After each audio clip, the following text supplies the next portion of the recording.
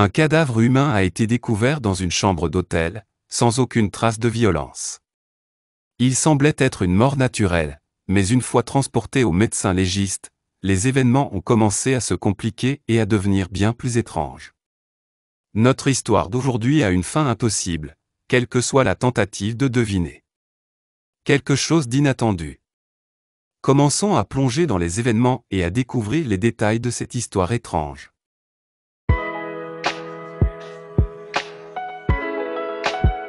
Greg Fenniken voyageait léger et menait une vie simple. Après de nombreuses années sur la route, il laissait sa valise à roulettes ouverte sur le sol de sa chambre d'hôtel, l'utilisant comme un tiroir improvisé. Des vêtements sales jonchaient le sol du placard, tandis que les chemises qu'il voulait préserver sans plis pendaient au-dessus. Les articles de toilette étaient soigneusement disposés dans les poches d'un étui pliant en tissu accroché à un porte-serviette dans la salle de bain. En fin de journée, il retirait ses bottes en cuir marron usé et les alignait près de la valise, abandonnait son gant délavé par terre et enfilait un bas de pyjama en coton léger. La plupart des soirs, il ne quittait jamais la chambre. Il réglait la climatisation pour maintenir une température fraîche, puis s'installait sur le lit, adossé à deux oreillers appuyés contre la tête de lit. Avec précaution, afin de ne pas salir le couvre-lit, il déployait une serviette blanche propre sur laquelle il disposait son cendrier, son paquet de cigarettes, son briquet, son Blackberry, la télécommande du téléviseur et une barre chocolatée. Il fumait, cassait des bonbons et regardait la télévision. C'est ainsi que Greg se retrouvait le soir du mercredi 15 septembre 2010, dans la chambre 348 de l'hôtel MCM Eluganté à Beaumont, au Texas, se détendant, fumant, dégustant une barre Reese's Crispy Crunchy, sirotant une bière de racine et regardant Iron Man 2. Il manqua la faim. Greg avait l'habitude des nuits solitaires. Dans sa jeunesse, il avait exercé en tant qu'ingénieur en chef sur des navires océaniques, passant des mois en mer. À l'âge mûr, il s'était réinventé en tant que résident terrestre, un métier courant dans le sud du Texas, facilitant l'exploitation des droits miniers sur des propriétés privées pour les sociétés gazières et pétrolières. Mince, avec une barbe blanche bien entretenue, et la peau vieillie d'un amateur de plein air chevronné, il s'était associé à son frère Michael, dans une entreprise florissante de location de terrains pétroliers, basée dans cette petite ville à l'est de Houston. Chaque lundi matin, il effectuait le trajet de 2 heures dans son pick-up depuis Lafayette, en Louisiane, en direction ouest sur l'Interstate 10 à travers des terres agricoles délabrées du Golfe, ponctuées uniquement par des tours de téléphonie cellulaire, des derricks pétroliers et des panneaux publicitaires annonçant des chaînes de motels, des restaurants de bayou, des superstores pour adultes et autres attractions locales. Cela lui faisait découvrir la puanteur de la grande raffinerie ConocoPhillips à Lakeshore, une forêt de canalisation, de réservoirs géants et de cheminées imposantes. L'hôtel était juste à côté du trèfle à l'extérieur de Beaumont. Son entreprise lui avait loué une chambre dans la cabana, une aile de 3 étages entourant une petite piscine encadrée de palmiers en pot. Ce mercredi soir, alors qu'il regardait son fil, Greg reçut un email de sa femme, Suzy, peu après 7 heures. Suzy utilisait un programme informatique pour demander une prolongation de taxes. Après avoir signalé ses progrès, il répondit « Tu vas bien, bébé ?» À un moment donné, au cours de la confrontation bruyante générée par ordinateur à la fin du film, au milieu de toute cette fausse violence, Greg fut frappé de nulle part par un coup très réel et bouleversant. Un coup si viol qu'il aurait aveuglé un homme de douleur. Il réussit à descendre du lit et à se diriger vers la porte avant de tomber, les jambes écartées et le visage en premier. Il était probablement mort au moment où son visage toucha le tapis vert. Le lendemain matin, Suzy appela le bureau de Greg. Normalement, le couple échangeait des appels chaque matin, mais cette fois-ci, il n'avait pas appelé. Il ne répondait pas à son téléphone. Inquiet de son absence au bureau, 2 de ses collègues se rendirent à l'hôtel en voiture et frappèrent à la porte de sa chambre. Aucune réponse ne parvint, les poussant à solliciter l'ouverture de la chambre par le directeur de l'hôtel. Leurs appels alarmés attirèrent une ambulance et la police de Beaumont. Ils découvrirent un homme d'âge moyen gisant sur le tapis, plié en deux, une cigarette éteinte délicatement posée entre deux doigts raides de sa main gauche. La chambre 348 était étouffante et anormalement chaude. La couleur de la peau de l'homme avait pris une teinte bleu grisâtre. Une tache humide se trouvait à l'entrejambe de son pyjama bleu, mais cela ne semblait pas inhabituel. Le détective Scott Apple arriva un peu plus d'une heure plus tard. C'était un homme de petite taille, très en forme, avec des cheveux grisonnants qu'il portait coiffés en pointe. Il incarnait l'image typique d'un policier. Sa femme avait été policière, et c'est d'ailleurs au travail qu'ils s'étaient rencontrés. Il avait été chef d'équipe d'assaut au sein de l'équipe SWAT du département, faisant partie de ces hommes qui ne connaissent pas le repos. Cependant, il ne trouva pas grand-chose qui l'interpelle. Aucun signe d'effraction ni de lutte. Rien n'avait été perturbé dans la chambre. Pas de traces de sang ni de blessures évidentes. Le portefeuille de Flanagan était toujours dans la poche arrière de son gant, rempli de billets de $100, écartant ainsi la possibilité d'un vol. Les occupants des chambres voisines n'avaient rien entendu. Lorsqu'Apple interrogea les voisins, il évoqua la possibilité d'une « cause naturelle ». Triste. Il fouilla les sacs de Flanagan, cherchant surtout des médicaments, un indice de son effondrement. Il n'en trouva pas. Suzy et Michael lui confièrent plus tard que Greg n'avait jamais consulté de médecin. C'était un homme obstinément indépendant, méfiant envers l'autorité et indifférent à la tendance moderne, à la santé et à la forme physique. Il ne faisait pas d'exercice. Il avait fumé continuellement toute sa vie adulte, et une toux persistante en était la preuve. Il ne buvait ni ne mangeait de manière excessive, mais il le faisait librement. Il était facile de conclure que ses choix l'avaient finalement rattrapé. Suzy était prête à le croire. Choquée et affligée, elle acceptait que, pour Greg, une mort subite soit une possibilité. En fait, elle y trouvait un certain réconfort. Elle l'avait souvent entendu dire, en réaction à la mort subite de quelqu'un, chanceux. C'est ainsi que je veux partir. Et c'était ce qu'il avait fait. À l'hôtel, la police considérait la mort comme une routine. Un photographe prit des photos pour enregistrer la scène, et le corps fut transporté par un service funéraire jusqu'au médecin légiste du comté de Jefferson pour une autopsie. Le seul mystère semblait être médical, et il s'agissait probablement d'un mystère mineur. Le docteur Tommy Brown avait une méthode éprouvée. En 45 minutes, il procéda à une autopsie, inspectant un corps à l'intérieur et à l'extérieur, mesurant et pesant les organes, tout en décrivant ses découvertes et en notant les mesures sur le formulaire officiel. Il était entièrement professionnel, vif, efficace et confiant. Brown était mince, chauve sur le dessus, avec une gerbe de cheveux blancs indisciplinés sur les côtés qui lui donnait l'air d'un scientifique excentrique. Il accomplissait tout rapidement, même sa parole était rapide. Personnage respecté du paysage juridique du comté de Jefferson, la parole du docteur Tony Brown faisait autorité en matière de mort dans cette région du Texas. Les circonstances de la mort de Greg Flanagan, telles que rapportées, semblaient ordinaires. Sur la table devant lui reposait un homme blanc de 55 ans en apparence en bonne santé. Après une inspection méticuleuse, les seules marques que Brown trouva sur le corps étaient une abrasion d'un pouce sur la joue gauche, là où son visage avait heurté le tapis, et, curieusement, une lacération d'un demi-pouce sur son scrotum. C'était intriguant. Le sac lui-même était enflé et décoloré, et autour de la plaie se trouvait une petite quantité de liquide édème. Les ecchymoses s'étaient propagées à l'aine et à la hanche droite. Quelque chose l'avait violemment frappé. L'histoire que son corps racontait devenait de plus en plus intrigante. Lorsque Brown ouvrit le torse, il découvrit une quantité surprenante de sang et d'importants dommages internes. Une certaine quantité de nourriture partiellement digérée avait été arrachée de ses intestins. Le médecin trouva de petites lacérations à cet endroit, ainsi qu'au ventre et au foie, ainsi que 2 côtes cassées et un trou dans l'oreillette droite du cœur. L'état de ses entrailles reflétait un traumatisme grave, Flanagan avait été battu à mort ou écrasé. Brown conclut que la blessure à ses organes génitaux avait probablement été causée par un coup de pied-viol. Il avait également reçu un coup à la poitrine si viol qu'il avait provoqué des dommages mortels. Il se serait vidé de son sang en moins de 30 secondes.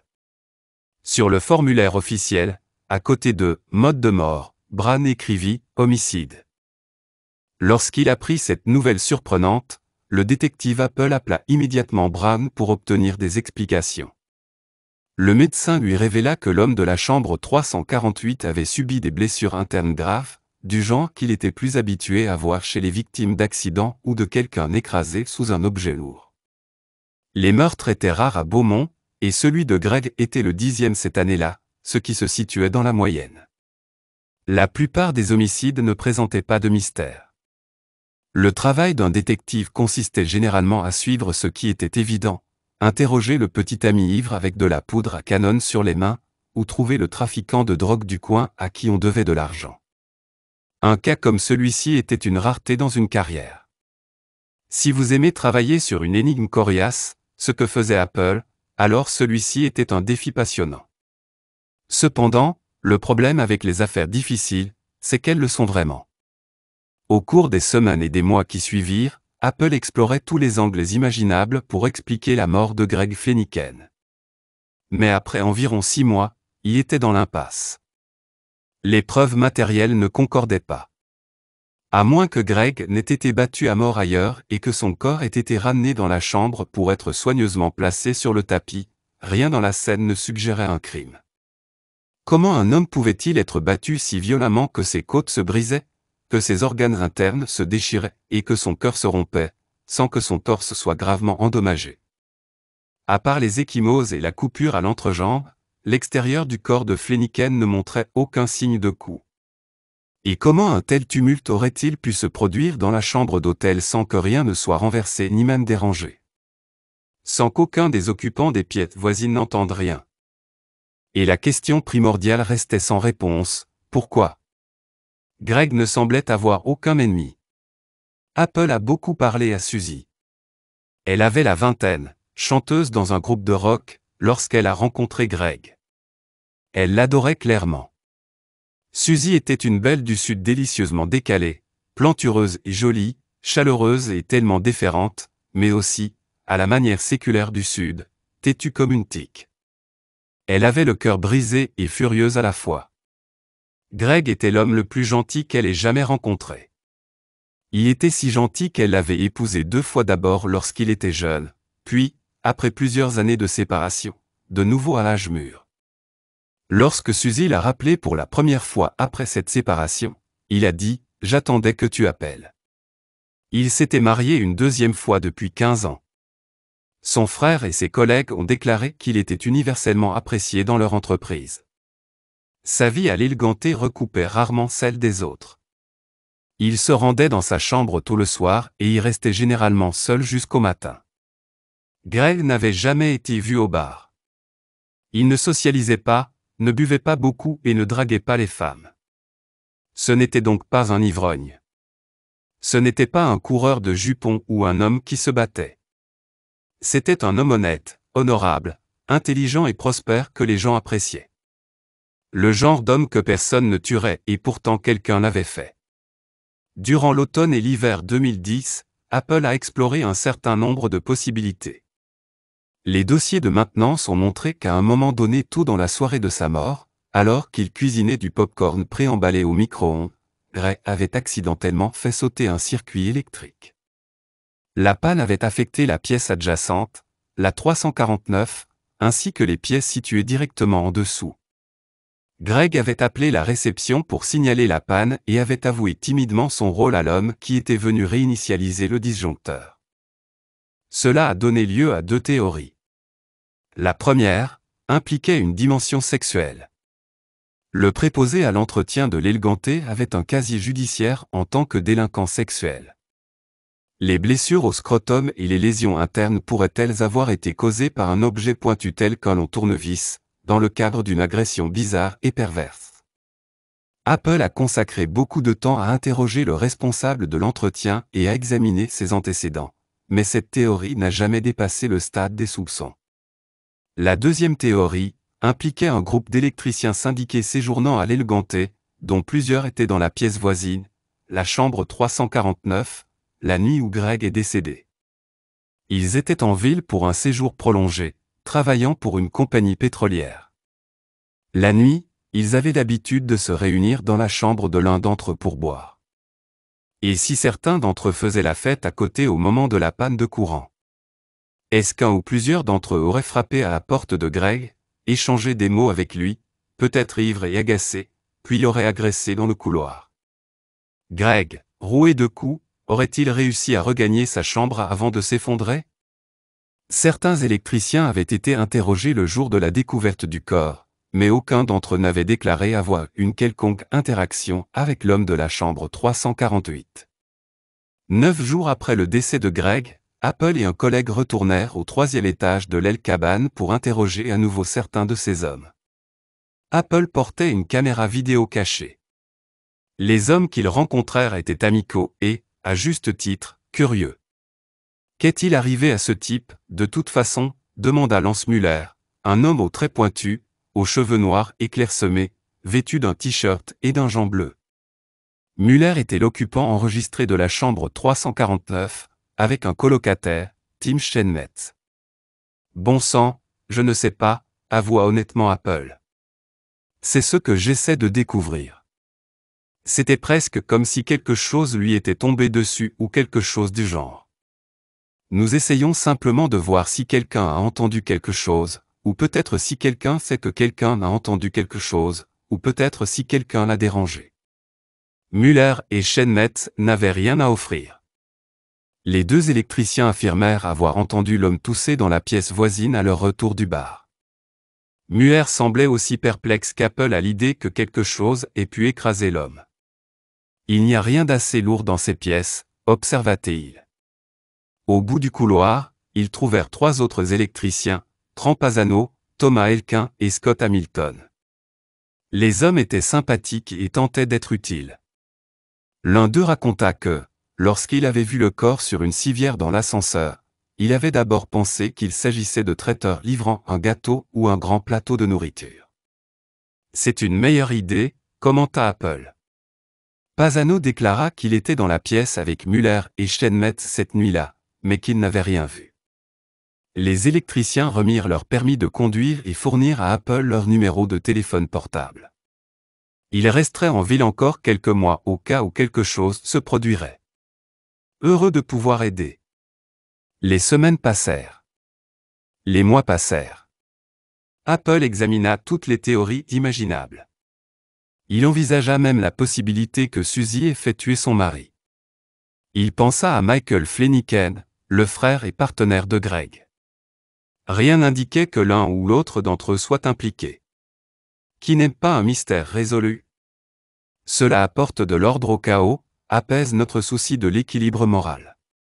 Un mystère non résolu est comme une pierre dans votre chaussure. C'est là où se trouvait le corps dans la chambre 348 à la fin de l'année 2010. Scott Apple était dans l'impasse.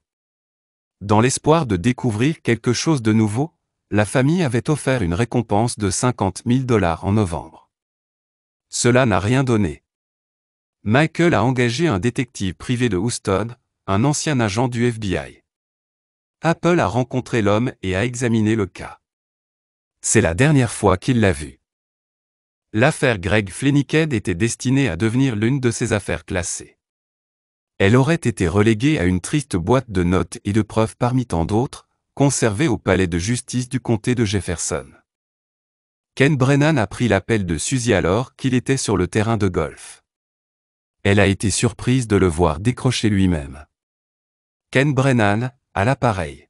« Oh mon Dieu, tu n'as pas de secrétaire » a plaisanté Suzy, quelque peu perturbée.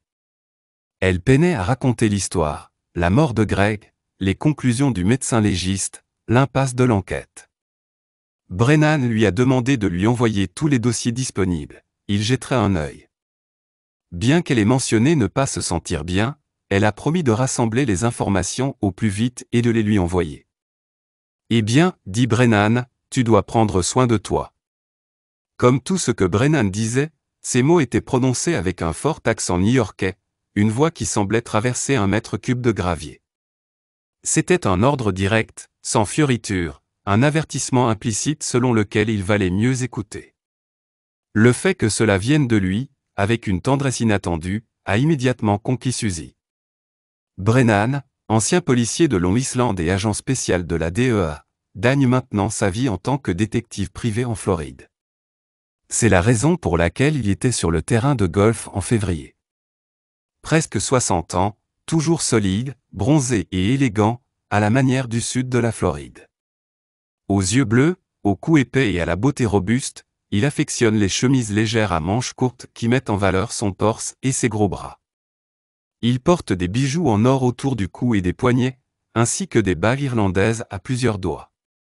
Les cheveux de Brennan sont majoritairement blancs maintenant, coiffés en arrière sur les côtés et en un pompadour discret mais arrogant à l'avant. Quelques mois auparavant, peu de temps après la mort de Greg, un jeune avocat ami, Kea Sherman, avait suggéré à Suzy et Michael de faire appel à Brennan. Partageant la frustration de Suzy face à l'enquête, elle avait plaidé en faveur d'une action en justice contre l'hôtel pour continuer l'enquête en privé. Ayant lu un article sur Brennan dans ce magazine, Le cas de la blonde disparue, décembre 2010, détaillant son succès dans la résolution d'une affaire non résolue en 2005 à Miami, elle insistait maintenant pour que Suzy le contacte. Si tu veux vraiment agir, l'avait-elle encouragé, tu dois appeler ce mec dont je t'ai parlé. Trouve-le. Brennan est facilement accessible sur Internet, mais il sélectionne méticuleusement les affaires qu'il accepte, veillant à ne pas donner de faux espoirs. L'affaire Flanagan l'a attiré en raison de son mystère et des multiples pistes à explorer, même si elle semblait épuisée pour le détective Apple. Brennan savait que son regard frais pouvait être un atout précieux. En avril, Brennan s'est rendu à Lafayette pour rencontrer Suzy. Il a posé des questions difficiles sur la relation du couple, la fidélité de Greg et les aspects financiers, s'assurant qu'aucun motif évident n'existait pour un meurtre. Puis, après avoir recueilli des informations, il a planifié un deuxième voyage à Beaumont. Lors de sa rencontre avec Apple dans un bar sportif, Brennan a établi clairement sa méthode de travail. Il a souligné qu'il devait collaborer étroitement et partager toutes les informations. Brennan vérifiait aussi Apple, affirmant qu'il ne voulait pas travailler avec quelqu'un qu'il n'aimait pas, mais il a rapidement apprécié le détective de Beaumont. La relation était mutuelle, et comme Apple l'a décrit plus tard, Brennan possédait d'excellentes compétences relationnelles. Le lendemain matin, Apple a conduit Brennan à la chambre d'hôtel, lui montrant les photos de la scène du crime et les résultats de l'autopsie, expliquant ses actions des 7 derniers mois. Après cela, Brennan a annoncé qu'il pensait savoir comment Greg était mort, quand il était mort, qui l'avait tué, et comment le capturer. « Dis-moi », a pressé Apple. « Écoutez, je vais vous dire ce que je pense, mais je dois d'abord appeler la femme de Greg. » Il a appelé Suzy. « Votre mari, était-il gaucher ou droitier ?» a-t-il demandé. Il était droitier. Quand il fumait, est-ce qu'il fumait avec la cigarette dans la main gauche ou dans la main droite? Il fumait toujours avec sa main droite. Vous en êtes sûr? Oui, monsieur. Brennan a raccroché et a partagé ses conclusions avec Apple. Suzy lui avait déjà dit à quel point Greg aimait garder sa chambre froide, ce qui a permis de fixer l'heure du décès. Quand le disjoncteur a sauté, le climatiseur s'est arrêté avec le reste. Les dossiers de l'hôtel ont montré que le réparateur avait quitté la chambre vers 20h30, laissant Greg vivant et en bonne santé. Le film a repris, et Greg a oublié de rallumer la climatisation. En quelques minutes, la chambre s'est suffisamment réchauffée pour qu'il ne s'en aperçoive pas, et il était mort. C'est pourquoi il a été retrouvé dans une pièce chauffée, car en septembre, il fait chaud à Beaumont, au Texas, comme l'a souligné Brennan. La cigarette a éliminé la possibilité que Greg ait été violemment agressé ailleurs et soit revenu au 348. Cette scène aurait pu expliquer pourquoi la chambre n'avait pas été dérangée, mais la cigarette a exclu cette hypothèse. Il était improbable que ses agresseurs l'aient ramené en replaçant soigneusement une cigarette allumée entre ses doigts. La rupture de l'oreillette indiquait également qu'il n'aurait pas eu le temps de revenir calmement dans la pièce après une telle agression.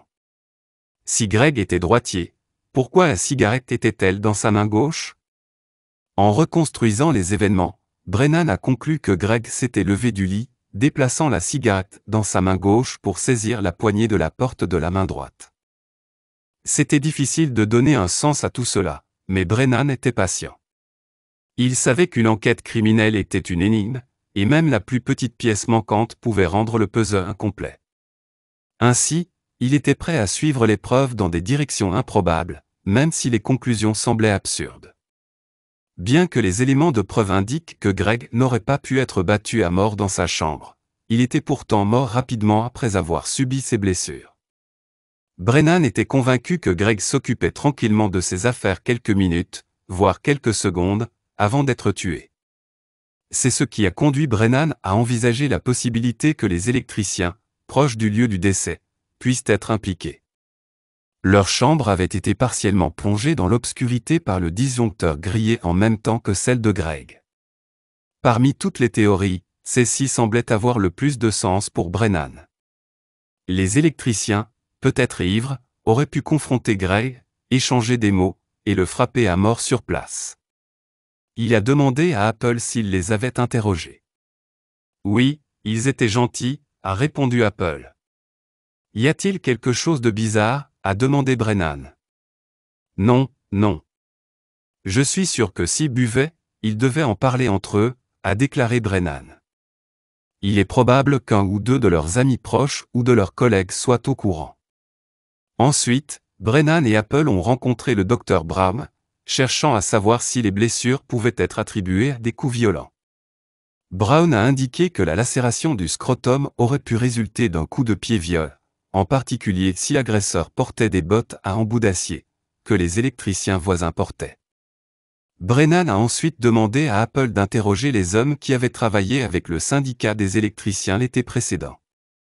De retour chez lui, Brennan a continué à inspecter la vidéo de surveillance de l'hôtel, un travail fastidieux mais nécessaire. Lorsqu'il est revenu à Beaumont fin mai, Brennan et Apple ont rencontré certains collègues des électriciens qui n'avaient pas encore été interviewés. Bien que les efforts précédents d'Apple n'aient rien révélé, Brennan croyait toujours que cela valait la peine d'essayer.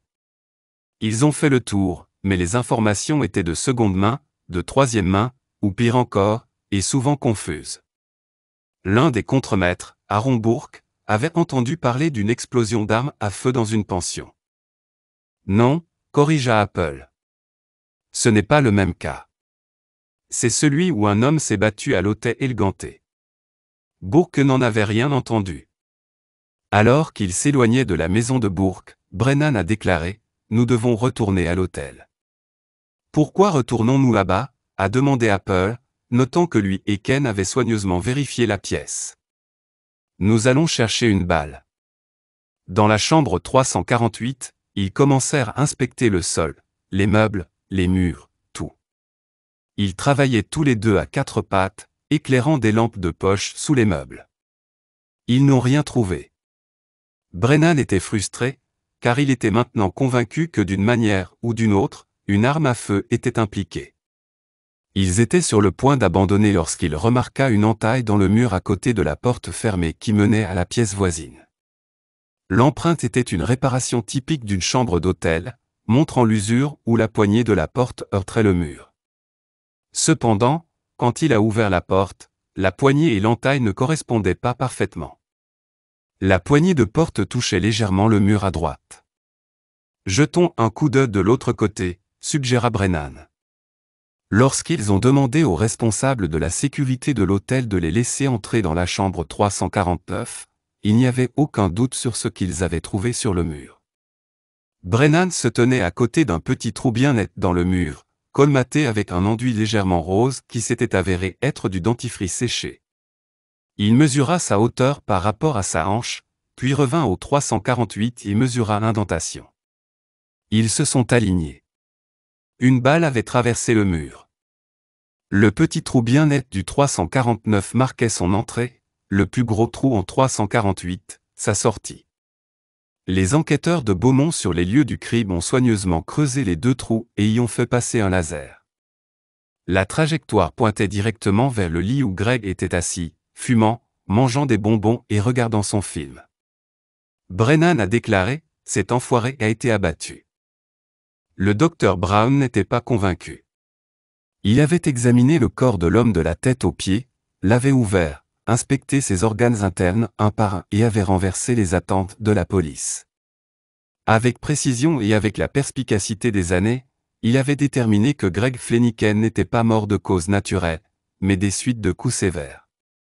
Maintenant, il voulait lui dire que ses observations minutieuses et professionnelles étaient fausses. Qu'il avait manqué, entre autres choses, une blessure par balle. Brennan s'est porté volontaire pour parler. Après que lui et Apple eurent trouvé l'impact de la balle et tracé la trajectoire, la réponse au mystère de la mort de Gray était claire. Mais pour agir, afin de traduire en justice le ou les assassins de Gray, il devrait demander au coroner de réécrire ses conclusions. Vous ne pouvez pas affirmer devant le tribunal qu'un accusé a tiré sur quelqu'un si le bureau du médecin légiste a conclu que la victime n'a pas été abattue. Le bureau de Brown était en désordre. Partout des papiers, des dossiers, des livres, toutes les surfaces disponibles étaient enfouies, même le sol. Ils ont dégagé de l'espace sur 2 chaises pour s'asseoir, et lorsqu'ils ont mentionné qu'ils travaillaient sur l'affaire Flanagan, le médecin a demandé « Oh, avez-vous attrapé le garçon qui l'a battu ?» « Non, nous n'en sommes pas encore là, » dit Brennan, et il commença alors à expliquer ce qu'ils avaient découvert, essayant d'aborder le sujet avec délicatesse. Brown a rapidement compris la situation. « Vous essayez de me dire que cet homme a été abattu, » a-t-il déclaré. « Je vous dis qu'il n'a pas été abattu. » Il voyait où cela menait et il a catégoriquement refusé d'ordonner l'exhumation du corps. L'exhumation est une véritable plaie. Cela coûte cher, dérange la famille et demande beaucoup de travail. Et dans ce cas précis, cela était impossible puisque le corps avait été incinéré. Les fours étaient suffisamment chauds pour détruire des fragments de métal. « Écoute, docteur, » proposa Brennan, « retirons simplement les photos de l'autopsie, parcourons-les et voyons ce que nous pouvons trouver. » Brown leur a fait plaisir. Tandis qu'ils parcouraient les photos, les passant d'un côté à l'autre du bureau, Brennan leur faisait remarquer certaines choses. « Et ça ici ?» dit-il en désignant un point de dégâts. « Oui, c'est le foie. » « Et qu'en est-il de ça ici ?» ?»« Oui, ce sont les intestins. » Brennan savait ce qu'il regardait. La balle était entrée dans le scrotum de Greg et l'avait transpercé. La peau du scrotum était douce et souple, et elle s'était repliée sur la plaie d'entrée, ce qui rendait moins évident de quoi il s'agissait. Les blessures internes retracent la trajectoire mortelle de la balle. Brennan a demandé, « Docteur, est-ce que tous ces dégâts auraient pu être causés en plus d'un traumatisme contondant? Une balle pourrait-elle causer la même chose? » Oui, c'est possible, mais ce n'est pas ce qui s'est passé ici. Cet homme a été battu. Ok, docteur, mais est-ce possible? Brennan a trouvé quelque chose sur une photo qui étayait son argument. Cela ressemblait à une piste. Vous pourriez obtenir la même chose en étant battu, a expliqué Brown. Puis ils sont arrivés au cœur. Brown a transmis la photo au détective. Docteur, dit Brennan. Quoi? C'est un impact de balle, docteur. Brown a pris la photo. Quoi? Brennan pointa du doigt. C'est un putain d'impact de balle. Brown a expliqué que parfois, lorsqu'un homme reçoit un coup de pied ou un objet contondant dans la poitrine, c'est normalement l'oreillette droite qui éclate. Docteur, c'est un impact de balle. Brown regarda à nouveau. Ouais, c'est un impact de balle. Après un long moment, il a ajouté, les médias vont me tuer à ce sujet. Tim Steinmetz devait se sentir plutôt bien à propos de cette rencontre avec les flics du Texas. Être appelé avait été un choc. Cela faisait plus de 7 mois que Lance Muller et lui étaient rentrés de leur travail à Beaumont. Maintenant, 2 flics de là-bas étaient venus jusqu'au Wisconsin pour le voir et l'interroger sur le gars qui était mort à côté. Cela avait été inquiétant. Lui et Muller en avaient discuté au préalable par téléphone et s'étaient assurés que leurs histoires étaient exactes. Steinmetz a rencontré les détectives dans une salle d'interrogatoire du département du shérif du comté de Chippewa et, vraiment, il n'aurait pas pu être plus gentil. Tim était assis sur une chaise pivotante d'un côté d'une grande table en bois, et ils étaient assis en face de lui avec leurs cahiers ouverts et leurs dossiers à portée de main. Très officiel. Ils l'ont remercié d'être venu. Ils lui ont assuré que c'était une routine. Et il l'avait accompagné tout au long de la soirée, lui posant beaucoup de questions, Steinmetz répondant avec diligence, essayant de se souvenir de chaque détail, en laissant de côté la partie concernant l'arme, bien sûr, mais les détectives ne l'avaient pas du tout poussé. « Tu as entendu dire que le gars d'accent grave côté est mort ?» demanda le plus âgé, le grand homme aux cheveux blancs coiffé droit devant, Ken Brennan. « Nous avons entendu cela, » a déclaré Steinmetz. Mais nous ne savions vraiment pas avec certitude ce qui se passait. Nous n'en avions aucune idée. Nous n'avons entendu aucune agitation à côté, aucun claquement, rien du tout. C'est pourquoi c'est un peu bizarre. Brennan et Apple ont pris des notes, puis Apple a soigneusement rédigé la déclaration de Steinmetz. « Et c'est tout, hein ?» demanda l'électricien. « C'est tout, » a déclaré Apple. « Vous avez pris l'avion jusqu'ici pour ça ?» Brennan a demandé à Steinmetz de parcourir la déclaration, de la lire à haute voix et d'apporter les corrections qu'il souhaitait. Steinmetz a remarqué qu'Apple avait indiqué qu'il était un « apprenti », alors il a changé cela en « compagnon ». Quelques autres petites choses. Il a paraphé tous les endroits où il a effectué un changement. Ensuite, ils ont fait venir un policier local pour légaliser la déclaration juste devant lui. Steinmetz se sentait donc plutôt bien lorsqu'il s'est levé pour partir. « Est-ce que c'est ça ?» il a demandé. « Attends une seconde, » dit Brennan. Son ton était différent maintenant, dur. « Ça l'était, jusqu'à ce que vous signiez cette déclaration. Maintenant, tu as un problème. »« Ok, » dit Steinmetz, surpris. Il se rassit. « Maintenant, dis-nous ce qui s'est réellement passé, » dit Brennan. « Parce que nous savons ce qui s'est passé. Parce que maintenant tu vas en prison avec lui. Veux-tu aller en prison avec Lance ? Pourquoi vais-je aller en prison avec Lance ? Vous venez de faire un faux rapport de police, c'est pourquoi, a déclaré Brennan. Tim, nous savons ce qui s'est passé, a déclaré Apple, parlant plus doucement. Nous savons tout ce qui s'est passé là-bas. Et je réalise que vous essayez d'être noble et de protéger un ami, mais vous êtes sur le point de mettre toute votre famille dans une impasse, et cela n'en vaut pas la peine. Ça ne vaut pas le coup. Alors, dis-nous simplement ce qui s'est passé, a déclaré Brennan. Toute l'histoire a été révélée, corroborée plus tard le même jour, le 1er juin 2011, dans une interview avec Trampazano, qui se trouvait avec eux dans le 349. Entre les deux récits, le scénario suivant s'est dégagé, ils avaient bu de la bière. Muller a demandé à Pasano d'aller chercher une bouteille de whisky dans sa voiture et d'apporter également son pistolet, un 9 mm. Rugeur. Lorsque Pasano revint, Muller sortit l'arme de poing et, à la grande alarme des autres, commença à jouer avec. Il l'a pointé sur Steinmetz, qui s'est laissé tomber par terre et l'a injurié, et il l'a pointé en direction de Pasano, au pied du lit, quand il a explosé. Pasano crut un instant qu'il avait été touché, mais se tourna ensuite pour voir un trou dans le mur derrière lui. Muller a paniqué, ont-ils dit tous les deux. Muller a emballé l'arme et l'a ramenée dans sa voiture. À son retour, Pasano était parti dans sa propre chambre, dégoûté. Muller et Steinmetz descendirent au bar.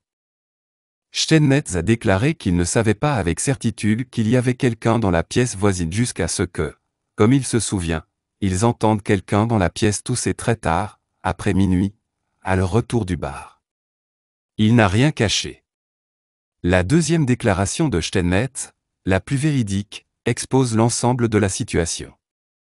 C'était bien de l'enlever de sa poitrine. Lorsque lui et Muller ont vu la police dans la chambre 348 le lendemain matin et ont vu la civière, ils ont été dérangés, a-t-il dit à Brennan.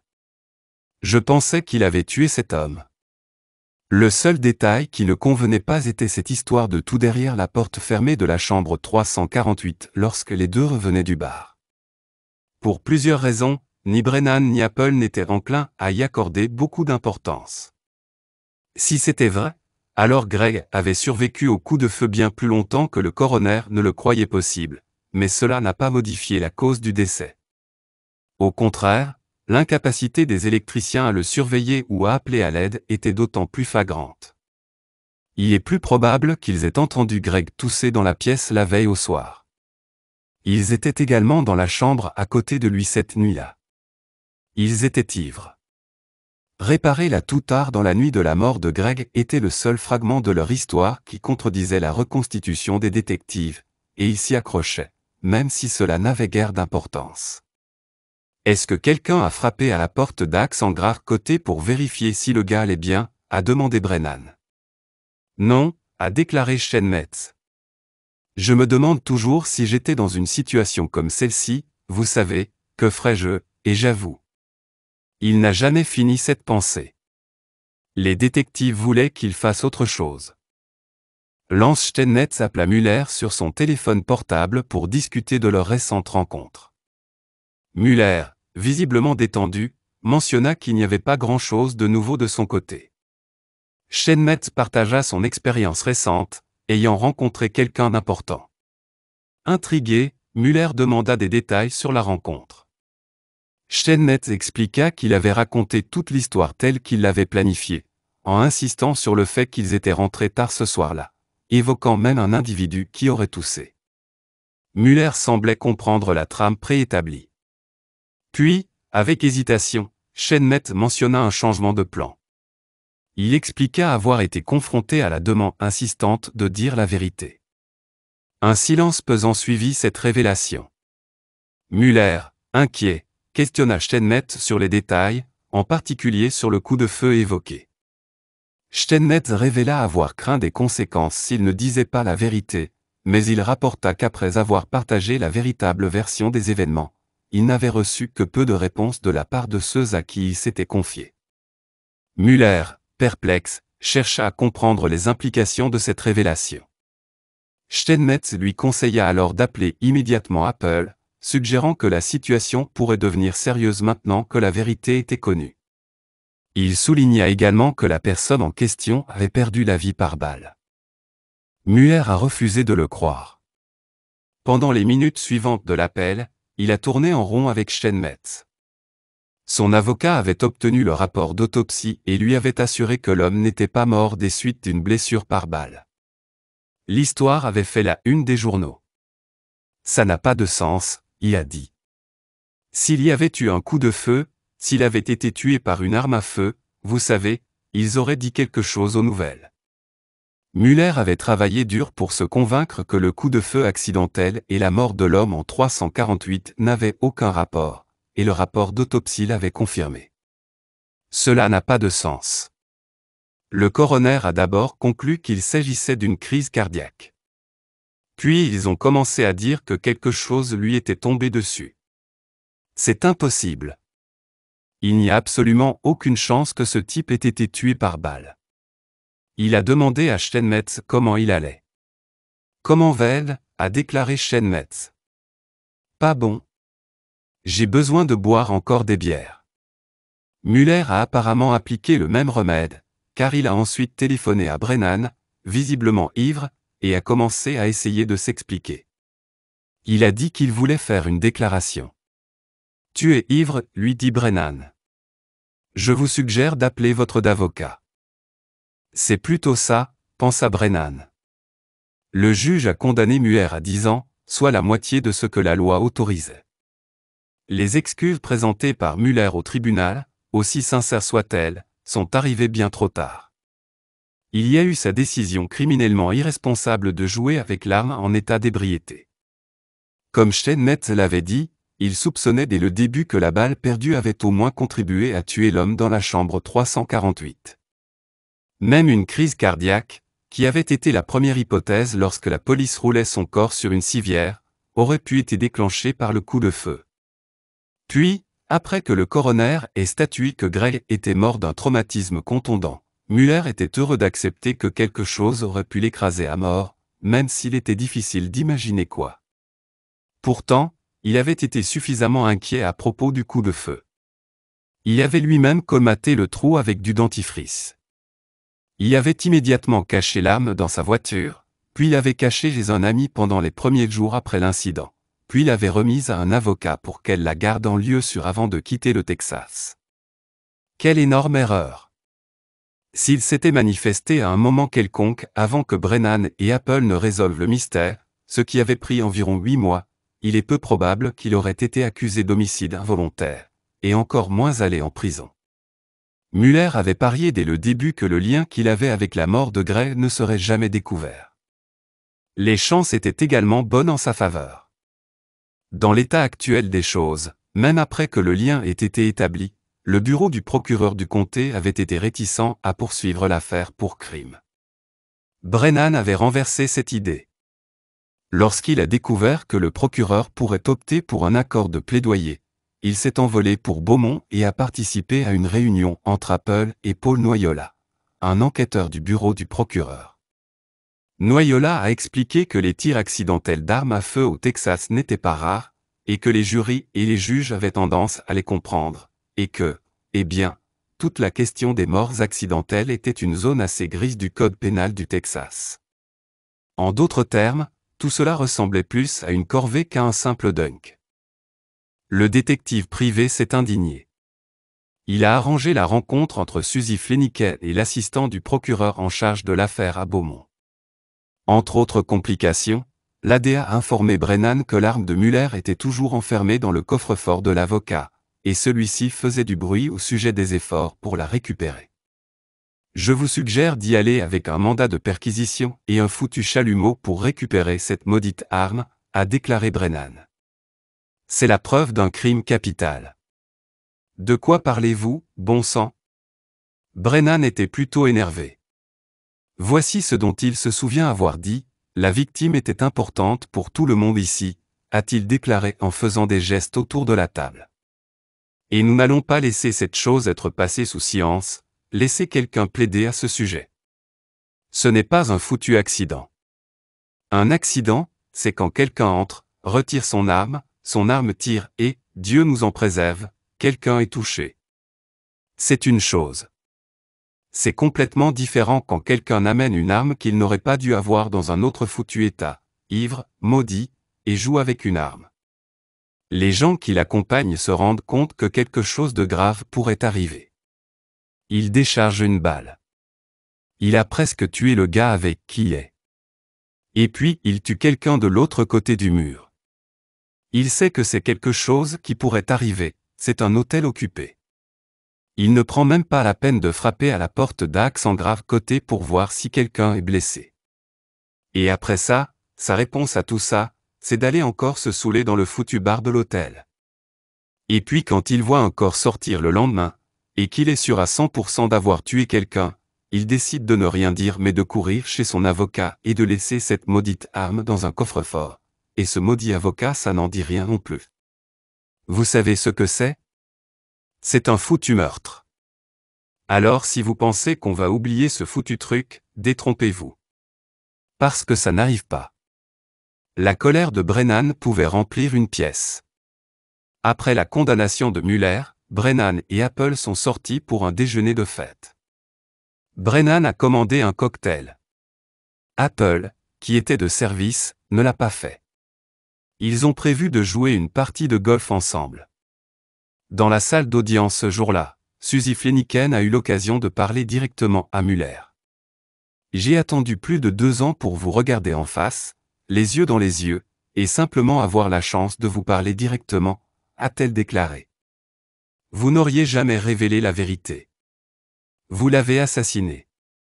Non, vous ne l'avez pas recherché intentionnellement pour l'assassiner, mais vous l'avez assassiné, avec chaque mensonge que vous avez raconté, avec chaque tromperie égoïste intentionnelle, avec chaque dissimulation, encore et encore.